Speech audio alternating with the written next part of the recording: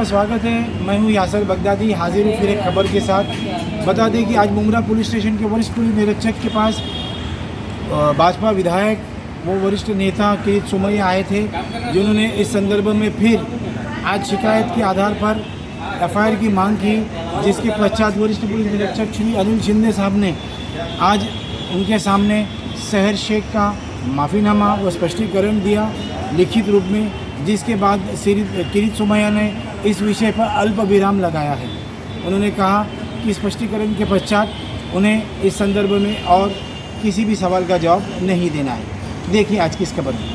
AIMIM की शहर शेख, उन्होंने जिस प्रकार से हिंदू को वार्निंग देने वाला भड़काऊ भाषण किया था कि हम पूरे मुमरा को हरा बना देंगे यानी मुस्लिम बना देंगे, आज गए 20 साल में 80% मुमरा मुस्लिम लोगों के कब्जे में चला गया, कट्टरपंथी।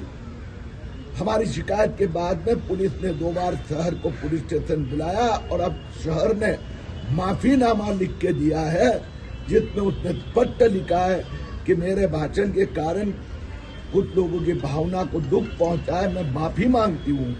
शहर 22 साल की है, नौजवान है, इसलिए हमने भी माफीनामा का स्वीकार किया है। वास्तव में उसके भाषण में कहीं भी हरा झंडा, कोई AIMIM के नेता का ये षड्यंत्र है, प्लान है।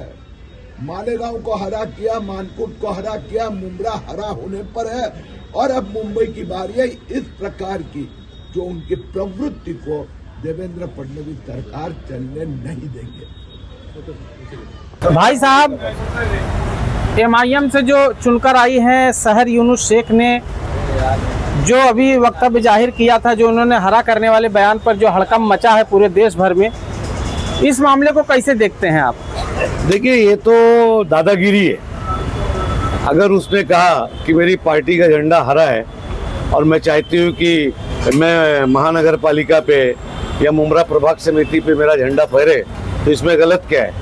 कम्युनिस्ट कहता है हम लाल फैला देंगे, जबकि कम्युनिस्ट विचारधारा पूरे देश में इतनी बड़ी नहीं है ना। यहाँ पे रिलीजियस विचारधारा है, भगवान के मानने वाले लोग हैं और अल्लाह के मानने वाले लोग हैं। तो कम्युनिस्ट बोलता है कि हम दिल्ली के अंदर जो है लाल कर देंगे, तो हर आदमी का, केजरीवाल ने कहा कि हम जो है आपका दिल्ली घेर लेंगे।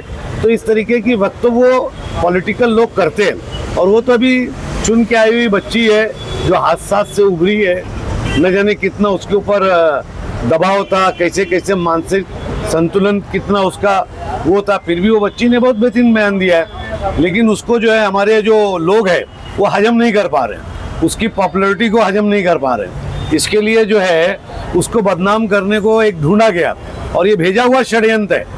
और किरीट सोमैया में वो कौन गिनता है यार?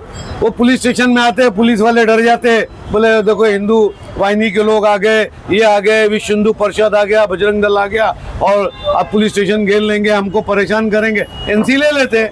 भाई साहब, इसी मुमरा के अंदर जो भी हिंदू के फेस्टिवल हैं, चाहे कोई भी फेस्टिवल हो, गंगा जमुनी तहजीब दोनों आपस में, जो मुसलमान समुदाय या हिंदू समुदाय है, दोनों मिलके अच्छे खासे मनाते हैं। और ये पकड़ ली 92 के बाद एक भी मुमरा के अंदर हिंदू मुस्लिम का फसाद नहीं हुआ।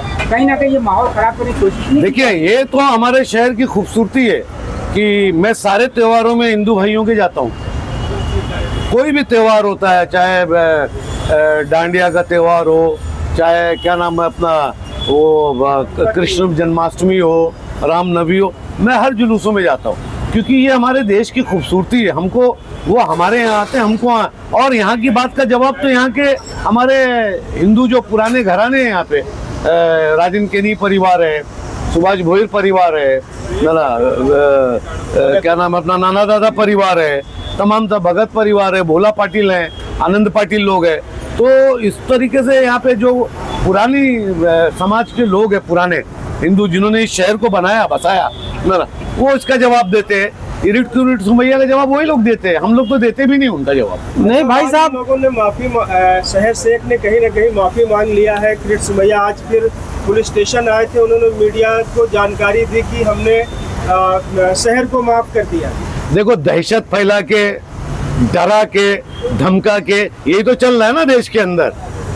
देश में क्या चल रहा है? एक माइनॉरिटी तबका है, उसको मारो पीटो, डंडे से मारो, बुरखा निकालो, बुरखा नोचो और उसके बाद बोलो माफी मांगो। अरे भाई 20-20 लोग एक आदमी को मारते बोले माफी मांगो, मांग रहा है, दलित मांग रहा है माफी, क्या करे? वो जाता है बैल की खाल निकालने, उसको गाय का बोल के उसको मारते हैं, नंगा कर देते। तो ये उनकी दहशत की वजह से वो माफी मांगी होगी और वो सही मानों में तो अपने बयान पे उसको कायम रहना चाहिए।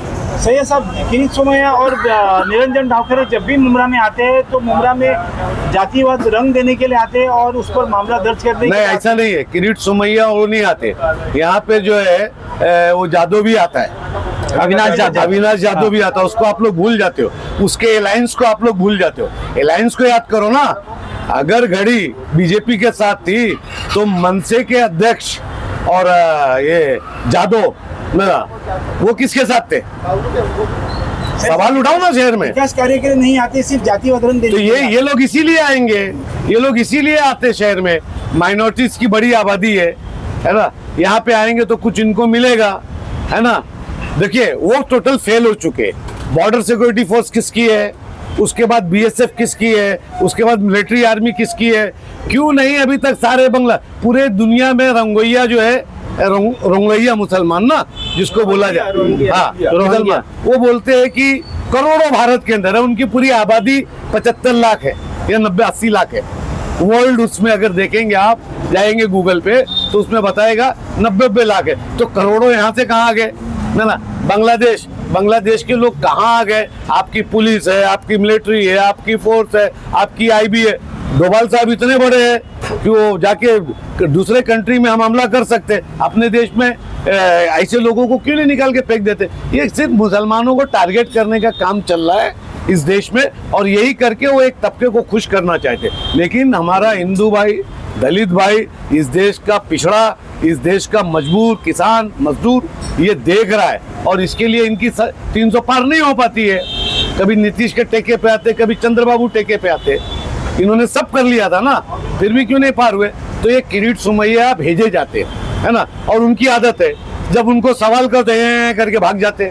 मालेगांव में भागे थे कि नहीं भागे थे? भागे थे। यहाँ पे भागे कि नहीं भागे? क्यों माफी, क्यों वापस लिए? लड़ो ना, क्योंकि देश और दुनिया जो आप टोलर, आपके पास जो बीजेपी के टोलर्स है, हैंडलर है, आरएसएस के हैंडलर है, वो कंटिन्यू उसको वो बच्ची को, इतनी बड़ी बच्ची को टारगेट करे। मतलब शर्म आना चाहिए यार। भाई साहब, हमारा अपने जज्बात ने अपने झंडे की बात की थी। भाई साहब, हमारा देश अभी इतना पीछे क्यों है? अभी कलर में ही उलझा हुआ है। देखिए, हमारे देश का झंडा तिरंगा है। आप तिरंगे की अगर अवमानना करते हैं तो संवैधानिक गुनाह है। और हमारे तिरंगे में क्या है? सफेद है, शांति है ना, सैफरन है। हम उस सैफरन को तो कोई नहीं बोलता, ग्रीन है ना। तो हमारे देश का तिरंगा झंडा है और तिरंगे झंडे पे बात करो ना। जैसे आप भी सत्ता में रहे हैं, सत्ता में एक विंग है, एक संस्थान है ग्रीन आर्मी, हरित सेना बोल के, और हर जगह जो है सरकार का स्लोगन में बैनर भी लगते हैं, ग्रीन मुंबई क्लीन मुंबई। जब हरे शब्द से इतनी नफरत है तो ये विंग हटा क्यों नहीं देते? ये काट डालो ना सारे पहाड़ का, सारे ये पेड़, ये दरख्त, ये जो जिससे सांस ले रहे हो फुकट की, है ना, हर चीज का पैसा ले रहे हो ना। चीटोस लेने जाते हो 10 रुपए का मिलता है, आइसक्रीम मिल रहा है 15 रुपए का। ये कुदरत ने जो हवा दिया ना, ये फुकट पी रहे हैं हम, और इसी से जिंदा है। जिस दिन काट दोगे ना, किसी एक रंग की बात मत करो, सब रंग कुदरत का है और सारे रंग में कोई ना कोई खूबसूरती है। वो किसी का भी रंग हो, उसको हिंदू, मुसलमान, सिख, ईसाई, इससे मत बांटो। रंग सबका है ना। कुदरत ने पैदा किया रंग, नहीं तो खत्म कर दो पेड़, उसके बाद देखो कैसे जियोगे। बाटला लेके चलोगे, जो मोदी जी ने बताया था गैस। भाई साहब, इस पूरे मामले में जो है एक बहुत बड़ी साजिश नजर आ रही है। जिस तरह से इस शहर में साजिशों का खेल बहुत टाइम से चल रहा है। कौन कर सकता है ये साजिश? कौन कर रहा है? सारी साजिशें मालूम है सबको कौन करता है, किसको फिक्र रहती है मेरा। मुसलमान को जीने मत दो, जियो तो हमारे रहमो करम पे जियो, ये पॉलिसी बनाई गई है इस शहर में। और ये पॉलिसी इस शहर की जनता ने वो जंजीर तोड़ डाला है, बेहतरीन विपक्ष दिया है। सवाल अब होगा।